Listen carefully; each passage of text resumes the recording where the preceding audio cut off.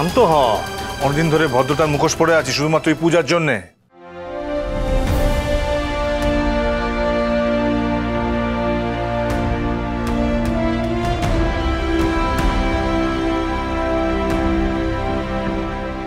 আরে হাত জোর করছো কেন?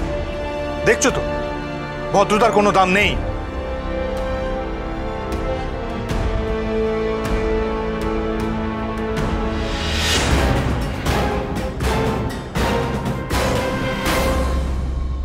জামাই বাবু, আরে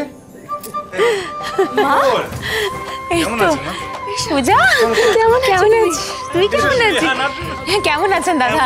ভালো আছেন তো? হ্যাঁ হ্যাঁ হ্যাঁ। বাড়িতে সবাই ভালো তো? হ্যাঁ।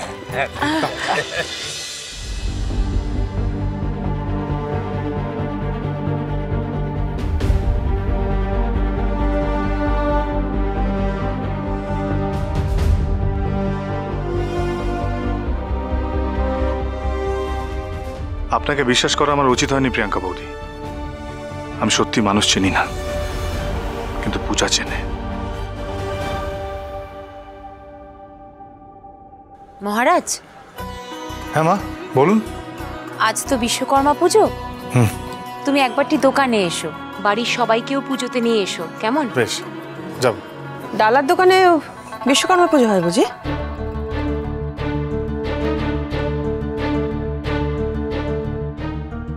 আখের রসের দোকানে মা।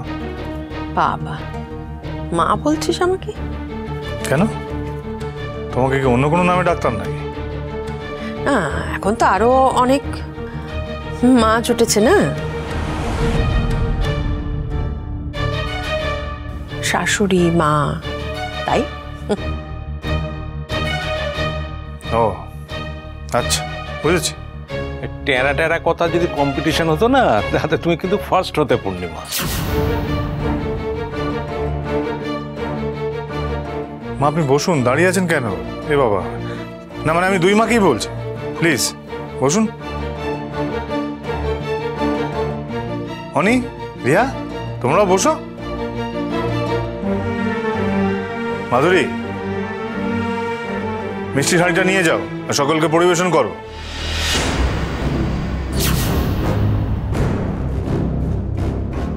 মাধুরী এই বাড়ির কাজের লোক নয় ভাই। আচ্ছা, তাই নাকি?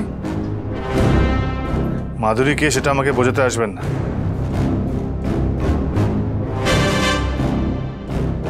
কি হলো মাধুরী, কথা কানে গেল না? নাও।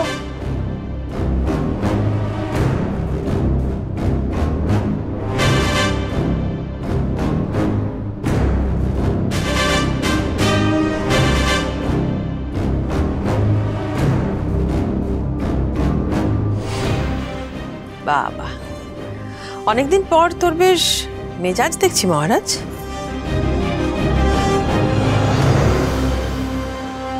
উড়ান সোম থেকে রবি প্রতিদিন রাত ৮টায় স্টার জলসায়।